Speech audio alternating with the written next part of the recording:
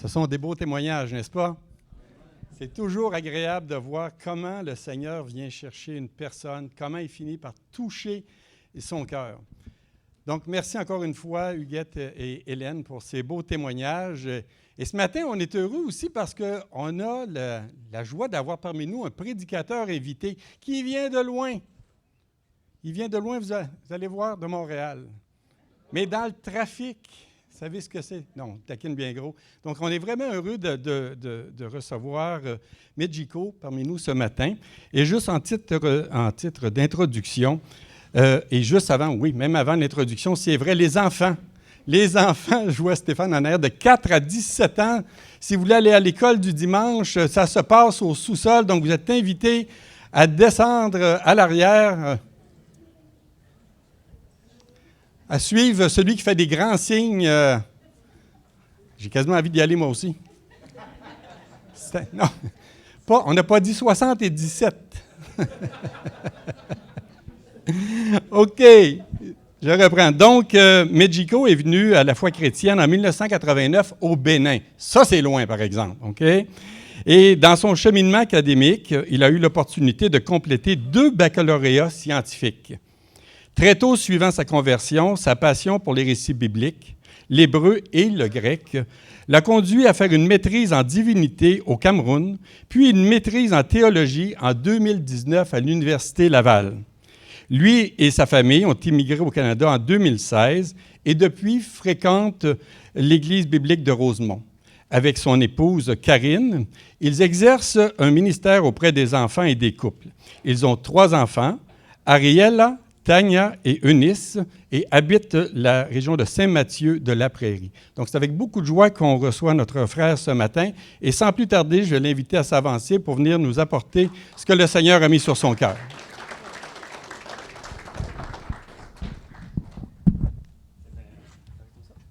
Merci pour toutes ces présentations. Je me suis senti tellement bien accueilli ce matin que je me suis dit, mais c'est comme si j'étais déjà venu ici dans le passé. Mais bon, je pense que c'est l'Esprit Saint qui rend ministère, qui me donne de me sentir en famille. Donc, je vous salue. Et je suis vraiment, vraiment, vraiment content d'être là. Je suis aussi content parce que les témoignages que j'ai suivis ce matin m'ont rendu ministère. Parce que je me rends compte que notre Dieu, il n'a pas de limite. Il n'est pas fermé dans un certain raisonnement. Il touche des cœurs. Et il sait prendre soin de chaque cœur spécialement. Parce que nous n'avons pas tous les mêmes réalités, mais notre Dieu, il est capable de s'occuper de chacun d'entre nous selon nos réalités. Je vais nous lire un texte sous peu, mais avant, je vais prier. Nous allons partager sur Acte 8, 26 à 40. Et ensemble, nous allons nous attarder sur quelques articulations. Un texte biblique a plusieurs possibilités, n'est-ce pas, de leçons.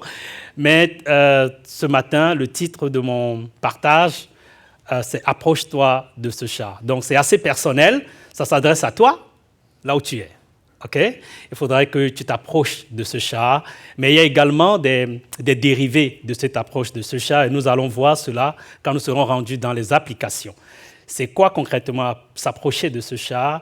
Et si on est déjà à côté du char, qu'est-ce qu'il faut faire? Et qu'est-ce qu'il faut faire après? Ce serait là où nous allons chuter. Donc, je vais lire le texte et après, je vais prier pour continuer avec nous ce matin. Nous sommes dans Actes chapitre 8, verset 26 à 40. Je lis pour nous. Un ange du Seigneur s'adressa à Philippe, lui dit, « Lève-toi, va du côté du midi, sur le chemin qui descend à Jérusalem, à Gaza, celui qui est désert. » Il se leva et partit. Et voici un Éthiopien, un eunuque, ministre de Candace, reine d'Éthiopie et surintendant de tous ses trésors, venu à Jérusalem pour adorer, s'en retournait assis sur son char et lisait le prophète Ésaïe.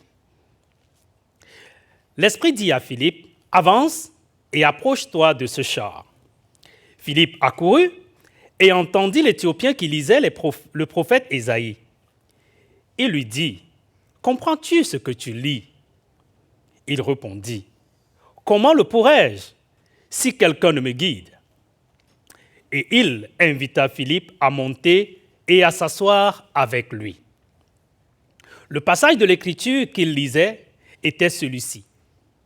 Il a été mené comme une brebis à la boucherie et comme un agneau muet devant celui qui le tond, il n'a point ouvert la bouche. Dans son humiliation, son jugement a été levé. Et sa postérité, qui la dépeindra?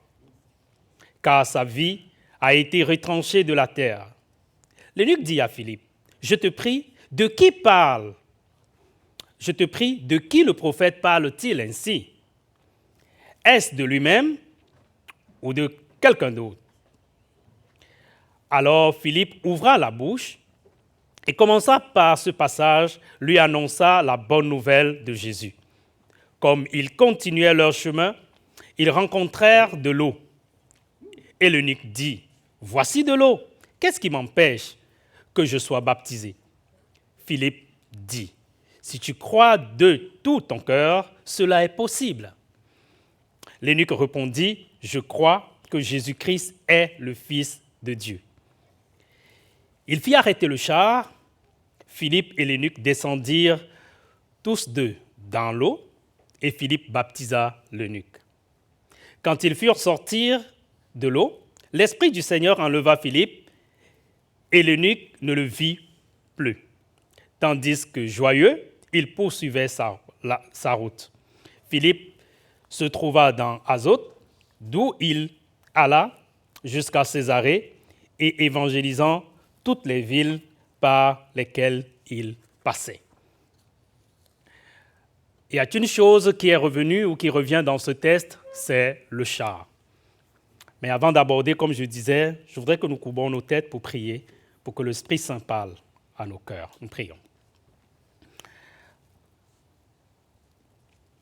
Seigneur, nous te sommes reconnaissants pour l'opportunité que tu nous donnes de nous rapprocher ou de nous approcher de ta parole ce matin pour qu'elle nous rende au ministère. Seigneur, je te bénis pour ceux qui ont prié pour moi, pour que je sois un canal entre tes mains. Je me soumets aussi à toi pour pouvoir dire ce que tu veux dire aux différentes personnes ici présentes. Je prie que tu prépares les cœurs à accueillir aussi la parole, mais surtout que tu prépares les cœurs à l'obéissance, que tu prépares les cœurs à la soumission. Que toute la gloire et la louange te reviennent. C'est au nom de Jésus que nous prions. Amen. Pour venir ici ce matin, il a fallu que je prenne mon char. Et dans ce texte, on parle évidemment du char. Mais ce qu'il faut noter, c'est que les choses ont bien changé entre le char d'avant et le char de maintenant. Mais on parle toujours du char. Et ça m'a beaucoup intrigué pendant mes premiers jours quand je suis arrivé au Québec. On me parle du char, moi je sais qu'on parle de voiture et d'auto. On me dit, mais apporte ton char, est-ce que tu as un char? J'ai dit, mais non, moi je n'ai pas besoin de char. Et après on m'explique que c'est ça, c'est la voiture, c'est l'auto qui est le char. Donc il m'a fallu me mettre à la page pour comprendre le beau français québécois, pour pouvoir me faire comprendre et aussi travailler à comprendre ce que l'on me dit. Donc moi, je dis facilement que je m'en vais garer ma voiture. Et puis mes amis, surtout Nick Azuolo, il me dit, qu'est-ce que tu dis? Je dis, je m'en vais garer ma voiture. Mais il ne comprenait rien. Mais pourtant, quand il a fini par comprendre, il m'a dit, OK, je comprends, tu vas parquer ton char. J'ai dit, OK, je vais parquer mon char. OK, d'accord. Et bien ça aussi, il fallait aussi l'apprendre. Il fallait aussi l'apprendre qu'il faut parquer son char. Mais moi, j'ai grandi 42 ans, 43 ans en disant garer ma voiture ou garer mon auto. Mais l'apprentissage n'a pas été pénible. J'ai fini par apprendre et aujourd'hui, je dis je prends mon char. Mais si je parle avec quelqu'un d'autre de mon pays, ou d'ailleurs, je vais quand même rectifier le tir pour dire j'ai pris ma voiture. Parce que si je dis char, il va dire, mais est-ce que tu es dans l'armée? J'aime pourtant bien l'armée, mais je ne suis pas encore. Donc ce matin, nous abordons un texte qui qui a un centre où se déroule la scène, qui parle évidemment du char. Mais comme je le dis, nous sommes de plusieurs réalités et chacun d'entre nous a sa particularité d'une manière ou d'une autre. Donc, je voudrais saluer la présence de chacun d'entre nous, tous ceux qui sont invités et qui ont accepté l'invitation. Ce matin, dans le test, nous allons parler de l'Éthiopien, de l'eunuque éthiopien, nous allons parler de Philippe, nous allons parler brièvement un peu du baptême. Nous allons certainement aussi faire quelques petites survols sur le contexte historique, juste un tout petit peu. Mais toujours parlant de ma réalité québécoise, je faisais quelques formations quand je suis arrivé en génie civil et puis j'avais une camarade et nous étions en train de parler. Moi, ça ne me gêne pas d'affirmer ma foi aux premières approches. Donc, et quand j'affirme ma foi, elle me dit, écoute, moi je suis athée. J'ai dit, waouh, bravo. OK, c'est bien. C'est quoi l'athée? Elle dit, les histoires de Dieu et tout, moi je crois que ça n'existe pas. Je dis, waouh, mais moi je crois que Dieu existe. Elle me dit, donc on n'a rien en commun.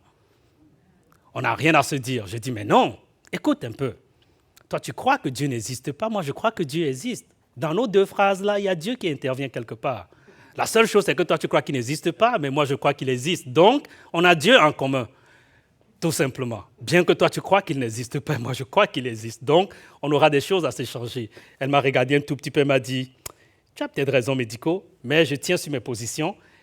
Elle a essayé de rester comme elle le pensait, mais ce qui était bien, c'est que ça a ouvert la porte à ce que je puisse lui donner des traités évangéliques. Et ma prière, c'est de la trouver au ciel. Je prie que Dieu, qui a commencé cette entreprise avec elle, où elle a accepté l'ouverture, accepté le témoignage de l'Évangile, permette que cette femme se retrouve au ciel. Il choisira des moyens multiples pour que ceci soit possible. Je le pense réellement. Donc, revenons un peu à notre test ce matin. Le test nous dit que notre ami, l'eunuque, revenait de Jérusalem. Jérusalem, c'est une ville toute particulière pour le juif parce que c'est la ville sainte. Mais elle n'est pas sainte parce que son nom est saint. Elle est sainte parce qu'elle abrite le temple. OK? Le temple de Yahvé, le temple où il faille aller adorer. Donc, le juif, lui, dans tout ce qu'il a reçu de Dieu, il sait qu'il y a la terre que Dieu lui a promise, ok?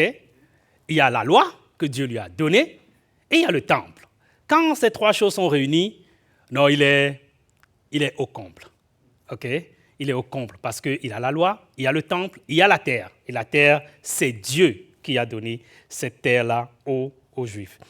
Donc, mais quand tu pars à Jérusalem pour une fête comme celle-là et que tu arrives dans le temple, dépendamment de qui tu es, de ton cheminement, de ta nature, de ton rang social, le temple est organisé de telle manière que tu ne puisses pas être n'importe où.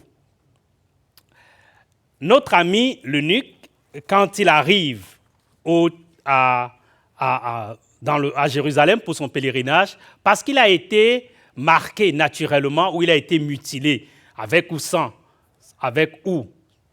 volonté, il est jugé par la loi juive comme une personne qui n'a pas droit d'aller dans une certaine proximité avec Dieu. Mais ce n'était pas son problème. Lui, il est venu parce qu'il a une crainte de Dieu et malgré cette limite naturelle, il est venu pour faire son pèlerinage. Donc, il acceptait la situation qui était sienne et il restait aussi dans le compartiment qui était sien. Et il a passé du bon temps. On nous dit dans le récit qu'il a l'équivalent, en termes de titre, d'un ministre des Finances. Donc, c'est une personne qui avait suffisamment de moyens, qui était assez riche, mais qui avait une passion pour Dieu. Et il est venu, comme personne, elle est venue à Jérusalem pour passer du temps, pour communier avec Dieu pendant ce temps-là. Alors, il a fini tout ce qu'il devait faire à Jérusalem, il a acheté ce qu'il peut acheter, il a eu des bons temps et le moment de rentrer est arrivé. Et déjà dans son char, il rentrait et il se disait, certainement l'année prochaine, il faudrait que je revienne parce que j'ai passé du bon temps. Mais pour meubler son temps, il fait quelque chose ou il a fait quelque chose que plusieurs bibliothécaires nous conseillent, la lecture, n'est-ce pas? Quand tu voyages, si tu es dans ton char, ce n'est pas facile de lire, ça c'est sûr, mais on a déjà créé d'autres méthodes pour faciliter la lecture. Quand tu es dans ton char, tu mets le livre audio, ok? Et le livre se lit pour toi et toi tu chemines. Si tu es si tu prends un vol d'avion, mais évidemment, tu liras parce que tu auras tes mains libres pour pouvoir faire ta lecture. Alors notre ami avance et juste me rassurer avec la technique, est-ce que je devais manipuler moi-même? Oui. OK. Si vous êtes à l'aise, c'est juste en avant. OK, d'accord. Je voulais juste, merci. Donc, il a commencé à lire un passage sur son chemin et c'était le passage d'Ésaïe. Et nous allons y arriver tantôt. Donc, j'aurais dû nous parler brièvement du plan tantôt. Donc, nous allons j'ai fait un peu d'introduction, on va faire un peu de rappel historique parlant de Jérusalem, de l'eunuque.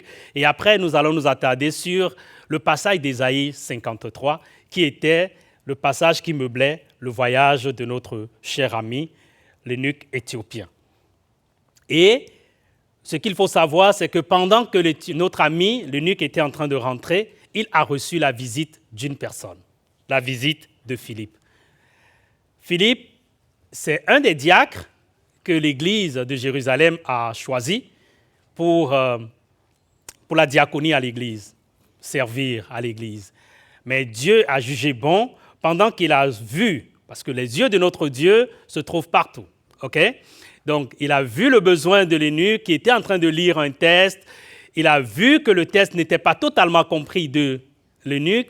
Il a choisi Philippe là où il se trouvait. Et il a déplacé Philippe pour que Philippe aille tout près du char pour pouvoir apporter les éléments de réponse. Donc Philippe a accepté se déplacer, il a accepté que l'Esprit le déplace, il s'est approché du char et il expliquera des choses à notre ami l'eunuque pendant qu'il sera là. Mais ce qui se passe également, c'est que Philippe a obéi en se déplaçant pour arriver. Il s'est rapproché du char. Vous imaginez un char de ce temps-là, il y a certainement les chevaux qui font leur bruit, il y a tout l'arsenal métallique qui fait également du bruit. Et vous pouvez vous rassurer qu'en ce temps-là, il n'y avait forcément pas les routes aussi bien pavées que maintenant. Donc il y avait toutes sortes de bruits. Philippe se rapproche de ce char et il réussit à prêter attention à ce que le monsieur qui est dans le char est en train de lire. Pour moi, c'est aussi un autre miracle, n'est-ce pas? Parce qu'il est certainement en train de lire à haute voix, mais c'est dans tout ce bruit-là. Mais Dieu permet qu'il prête attention à ce que le monsieur est en train de lire et qu'il pose la question étant hors du char. « Oh monsieur, est-ce que tu comprends ce que tu lis ?» Et le monsieur lui répond « Mais comment pourrais-je comprendre si on ne m'explique pas ?» Alors il invite Philippe à montrer dans son char. Philippe était tout content quand Dieu lui a dit d'aller. Et Dieu a permis qu'il se rapproche tout simplement de l'eunuque.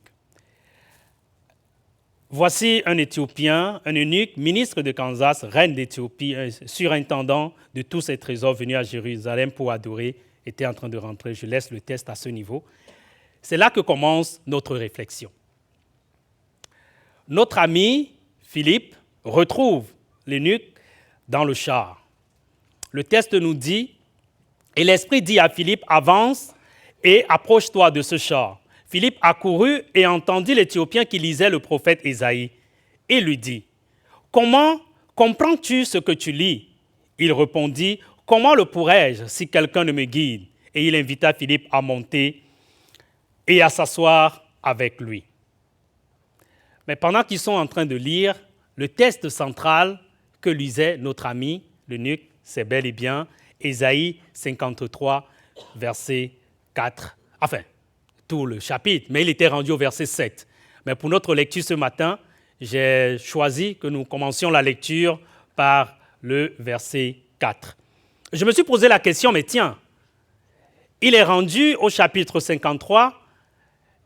Est-ce qu'il a, pendant son court déplacement, parce que je me suis déjà donné le plaisir de lire Ésaïe, qui a 66 chapitres, je me suis dit, est-ce que le parcours qu'il a eu à faire de Jérusalem jusque-là a suffi pour qu'il lise les 53 chapitres, enfin 52 chapitres, et qu'il soit rendu à ce niveau? Je n'ai pas vraiment eu d'élément de réponse. Je me suis dit, peut-être a-t-il lu pendant le voyage aller, et maintenant, pendant le voyage retour, il était rendu à ce niveau-là. C'est aussi une possibilité. Mais une autre possibilité, c'est qu'il est venu à Jérusalem et il avait assez d'argent, il a regardé plein de choses qu'il fallait acheter. Il a dit, mais non, moi j'achète le rouleau. J'achète le rouleau. Et il a pris le rouleau et parce que Dieu était à l'œuvre avec lui, il a commencé sa lecture et très vite, il est arrivé sur le chapitre 53. Avait-il un rouleau qui avait tous les chapitres? Là aussi, je n'ai pas vraiment la réponse, mais je sais que les textes ont été conservés dans les rouleaux en ce temps-là. Alors, il est rendu à ce niveau et il lit le chapitre 7, le verset 7 d'Ésaïe 53. Mais je vais nous lire à partir du verset 4. Cependant, ce sont nos souffrances qu'il a portées, c'est de nos douleurs qu'il s'est chargé et nous l'avons considéré comme puni, frappé de Dieu et humilié. Je devais tenir en même temps mon PowerPoint avec ça. Mais il était blessé pour nos péchés, brisé pour nos iniquités. Le châtiment qui donne la paix est tombé sur lui. Et c'est par ses meurtrissures que nous sommes guéris. Nous étions tous errants comme des brebis, chacun suivait sa propre voie. Et l'Éternel a fait retomber sur lui l'iniquité de nous tous. Et vint le verset 7, qui est le verset concerné par notre ami. Il a été maltraité et opprimé. Il n'a point ouvert la bouche, semblable à un agneau qu'on mène à la boucherie, à une brebis muette devant ceux qui l'attendent.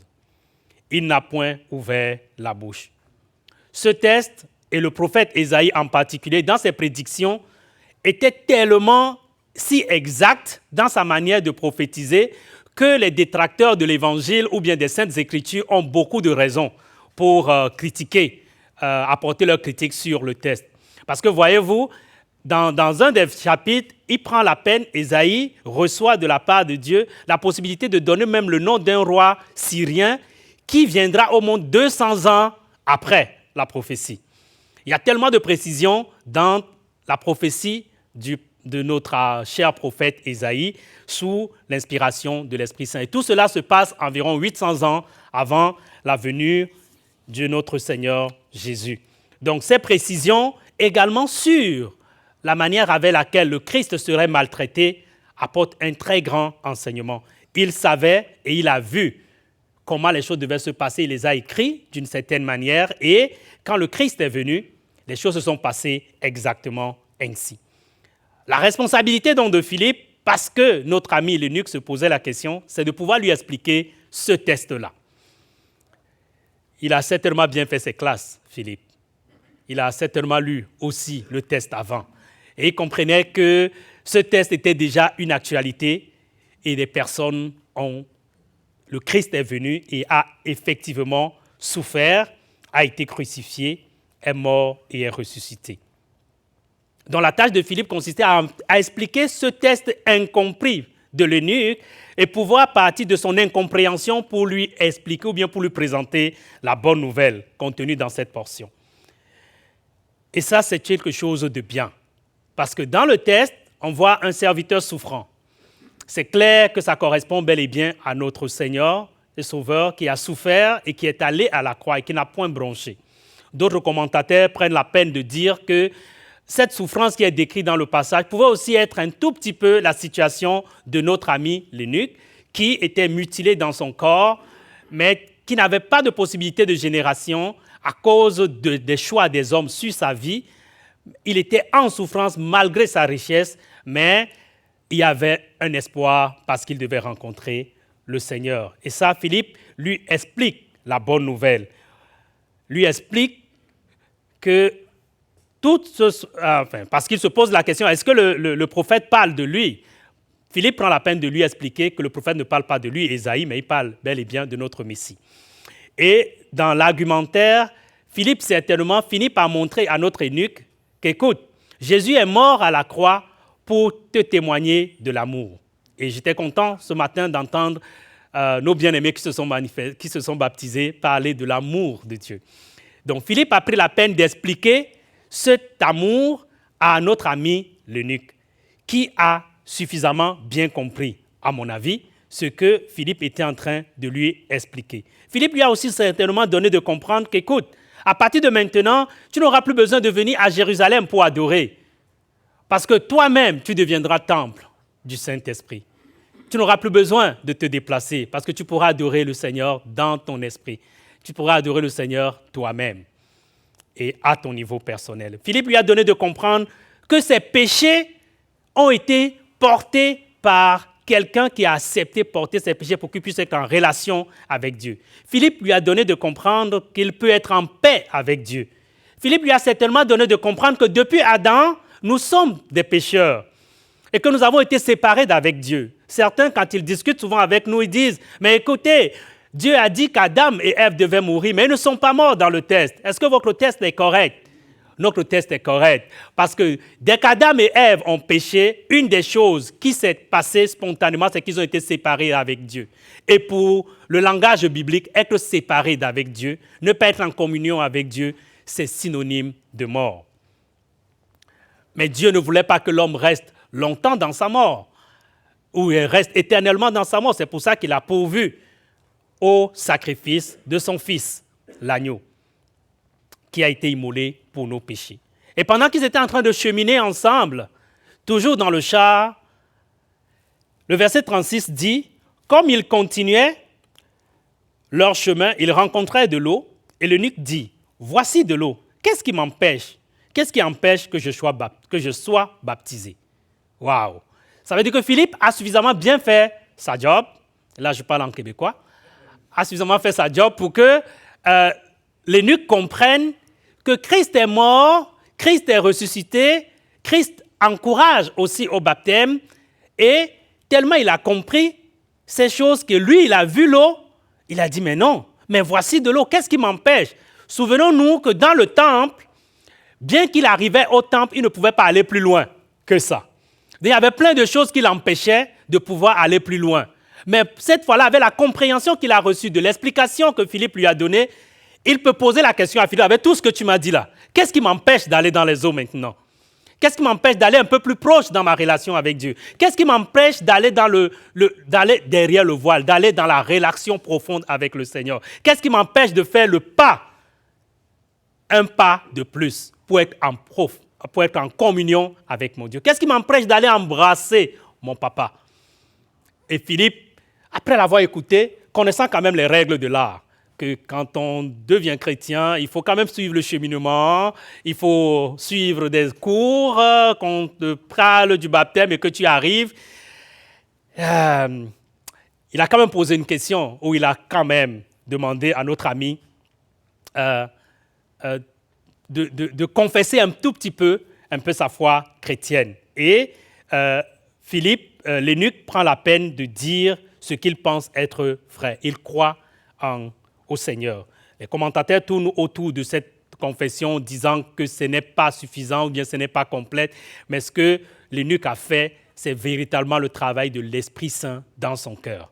Et ils sont descendus dans les eaux du baptême. Philippe n'a pas opposé de résistance pour donner le baptême parce qu'il a vu une personne qui a suivi l'explication des Saintes Écritures et qui est arrivé lui-même à demander le baptême. J'ai cru entendre également ce matin que des personnes ont demandé eux-mêmes leur baptême. Je trouve que c'est bien.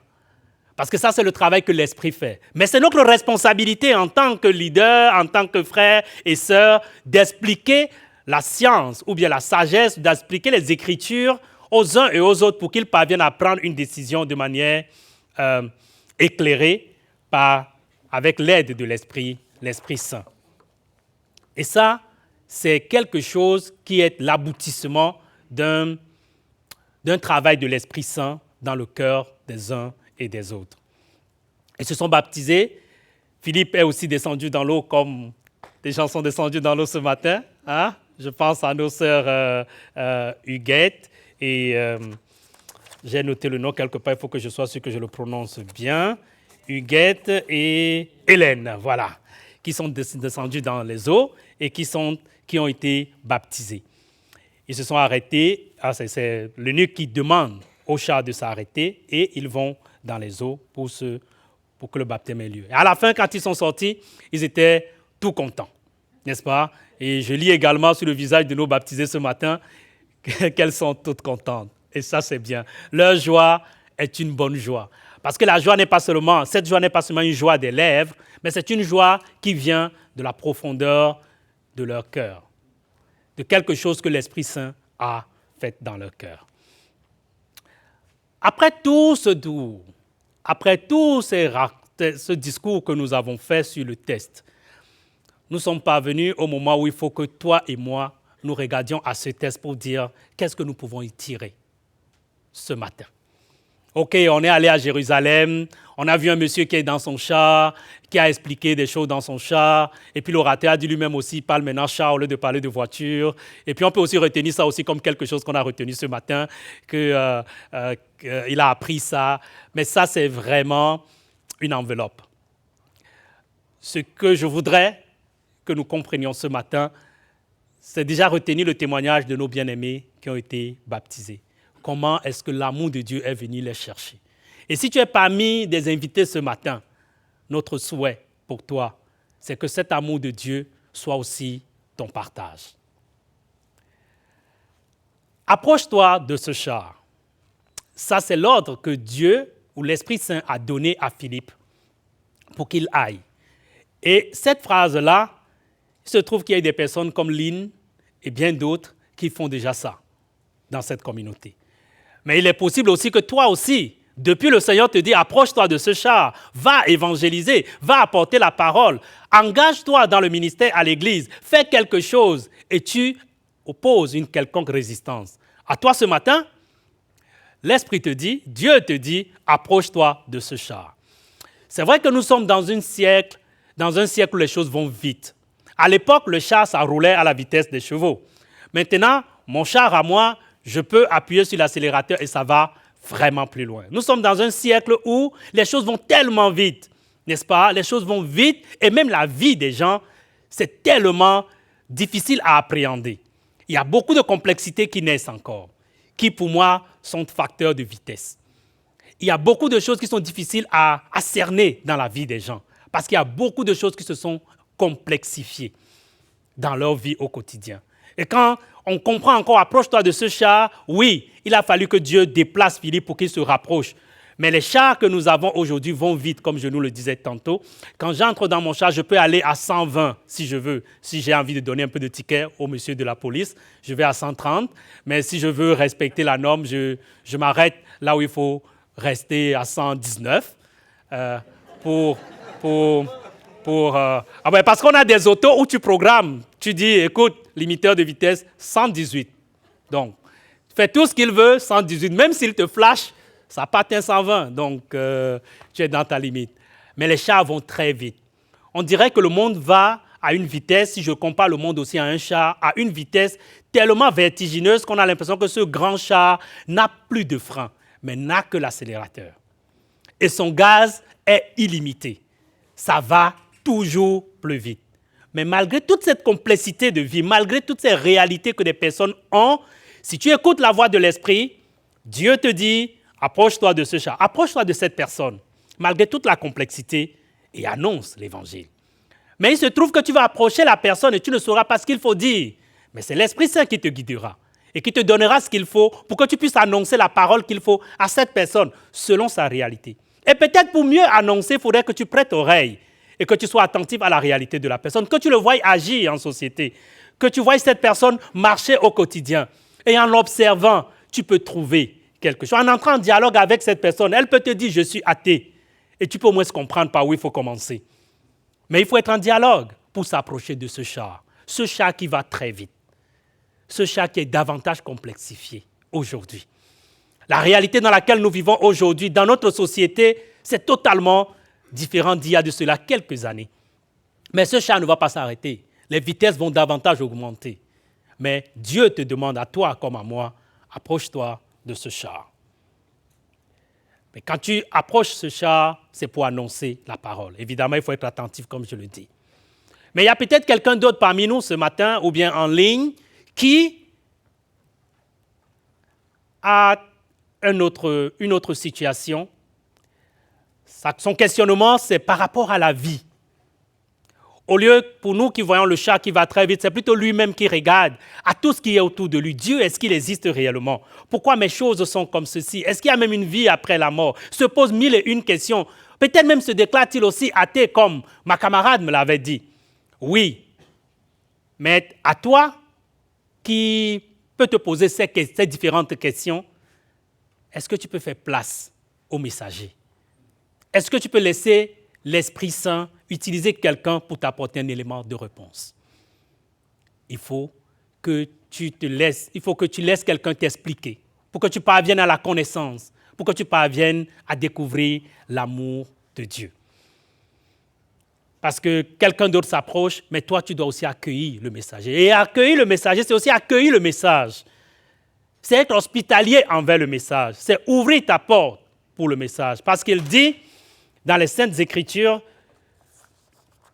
dans Apocalypse chapitre 3, verset 20, « Voici, je me tiens à la porte, je frappe. Si quelqu'un entend ma voix et ouvre la porte, j'entrerai chez lui et je souperai avec lui, lui avec moi. » Dieu parle à ton cœur ce matin.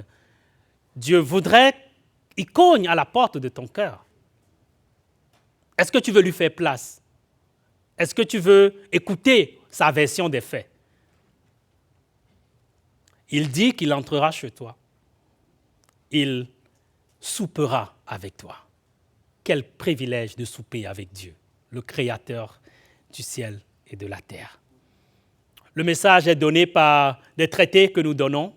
J'ai vu tout à l'heure, j'ai entendu un traité qui s'intitulait Le Pont, c'est ça? Ah ouais. Mais vous l'avez reçu, vous l'avez accepté, donc vous avez accueilli le message. Il y a certainement peut-être des radios qui diffusent aussi des émissions chrétiennes. C'est ça aussi, ceux qui ouvrent, ceux qui sont peut-être sur YouTube et qui acceptent, écoutez, ils ouvrent leur cœur pour accueillir le message. Mais allez jusqu'au bout de l'accueil du message. Et qu'est-ce que le message vous demande de faire? C'est une chose importante qu'il faille faire une décision à la fin. Si nous nous sommes approchés de ce char, peut-être ça concerne une catégorie, mais il faut aussi laisser que le message soit accepté. Ce qui est intéressant, c'est que quand l'eunuque est sorti des eaux, il était tout joyeux. Quand nos bien-aimés sont sortis tout à l'heure, ils étaient tout contents. En 1995, j'avais aussi la grâce, le privilège d'entrer dans les eaux du baptême. Et quand je suis sorti, j'ai encore cette image jusqu'à aujourd'hui. Je trouve que c'est un travail exceptionnel que l'Esprit fait dans nos cœurs. Mais continuer avec la joie, c'est que le Christ t'a sauvé tel que tu es et il veut cheminer avec toi avec certaines de tes réalités. Mais il est prêt à marcher avec toi, à être assis avec toi dans ton char. Même si, dans le cas de Philippe, Philippe a disparu, la Bible nous dit que l'eunuque est resté tout joyeux. Et c'est des tests parallèles comme celui des disciples d'Emmaüs qui, après avoir rompu le pain, ont compris que celui qui rompait le pain avec eux était le Christ. Le Christ a disparu et ils sont restés tout joyeux. L'Esprit Saint, c'est le gage de notre joie. Amen. C'est l'Esprit Saint qui est là. Et Dieu, Jésus nous l'a promis. Et il est là, même dans cette salle. Il est là. Si tu lui donnes la place, il prendra la place et il s'occupera de toi. La joie du Seigneur. Il faut que cette joie déborde.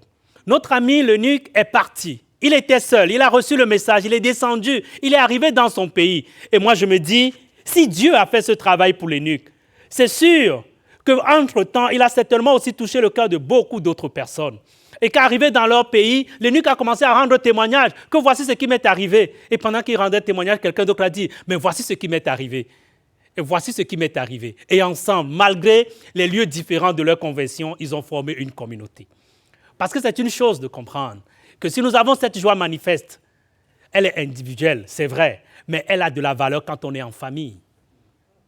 l'Église locale a une place importante dans le cheminement de foi.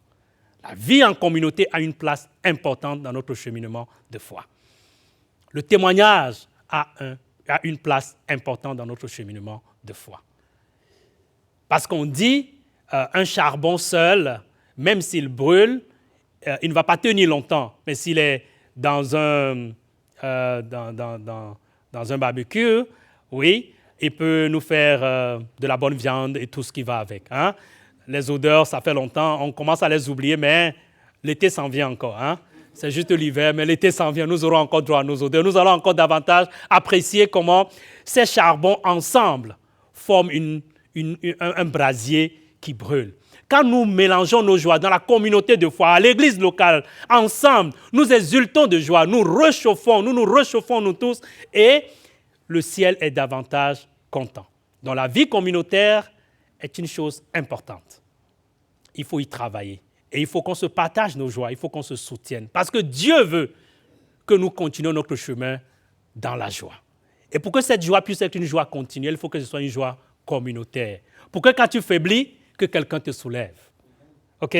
Pour que quand tu es dans le manque, que quelqu'un t'apporte quelque chose. Pour que toi aussi, quand tu as, que tu comprennes qu'il faut donner. Parce que nous sommes perpétuellement en communion. Ce matin, tu t'es approché de ce char, tu t'es déplacé de chez toi jusqu'à venir en ces lieux. Non, mais tu as fait la job. Tu t'es approché du char.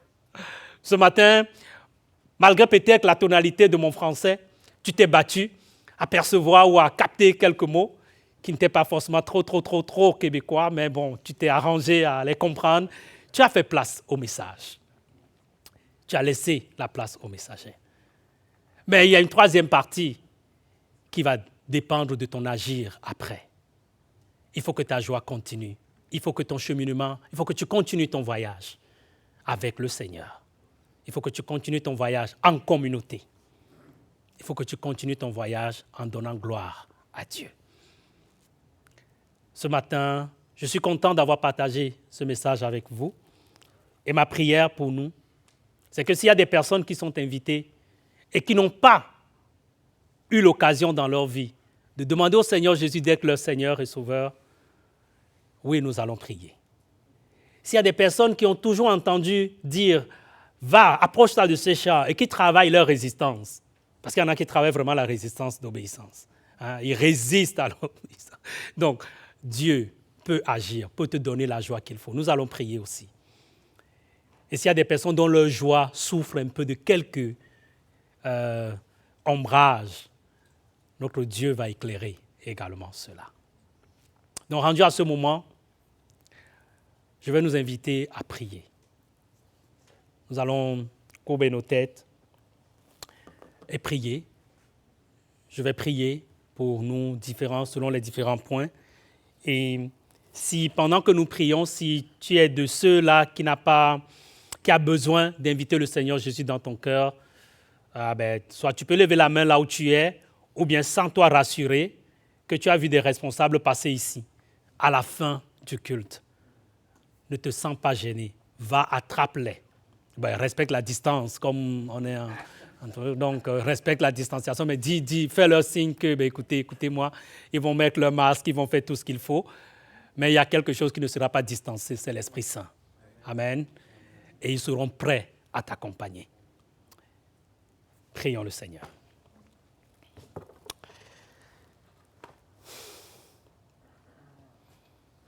Je voudrais vraiment que tu te donnes ce temps-ci pour faire un silence devant Dieu par rapport à tout ce qu'on s'est dit.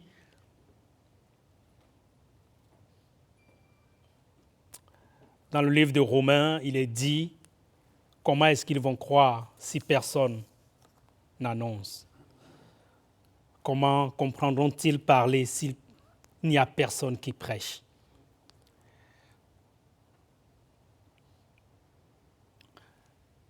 Seigneur Dieu, je te loue de l'opportunité que tu m'as donnée ce matin de communier avec mes frères en ce jour spécial, le baptême de nos sœurs. Merci parce que tu as fait ce travail merveilleux. Seigneur, tu as touché des cœurs à des moments vraiment différents, mais tu les as donné de comprendre qu'il faut cheminer avec toi. Et pendant que nous sommes venus les accompagner pour assister à ce témoignage, plusieurs d'entre nous sont là et peut-être ne te connaissent pas, Seigneur.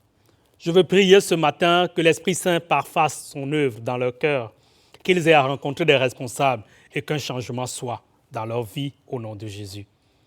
Je prie pour ceux d'entre nous à qui tu demandes depuis de s'approcher de ce char, d'apprendre une discipline, de faire un mouvement et qu'ils résistent parce qu'ils ont peur. Ils résistent parce qu'ils ont des réalités propres qui les tiennent vers le bas. Seigneur, je prie que tu les libères ce matin et que ton esprit les déplace pour les mettre dans le lieu où tu veux qu'ils travaillent. Que tu les rapproches de ce char. Et quand ils seront proches de ce char, Seigneur, je prie que tu ouvres leur entendement pour qu'ils comprennent et qu'ils soient attentifs aux besoins de l'autre, et qu'ayant suivi, qu'avec l'assistance de ton esprit, que tu leur donnes la capacité d'expliquer et d'accompagner. Seigneur, je prie pour nous tous qui avons besoin de ta joie au quotidien. Je prie que tu renouvelles cette joie dans nos cœurs. Je prie que tu renouvelles cette joie dans nos cœurs. Je prie que tu nous parles. Seigneur, je te rends grâce pour le test que nous avons partagé et ce que nous avons tiré comme leçon ce matin. Seigneur, les quelques points d'ombre qui pourront exister, nous avons cette ferme assurance que ton Esprit Saint va parfaire le travail dans nos cœurs. Seigneur, sois béni, sois exalté. C'est au nom de Jésus que nous prions. Amen.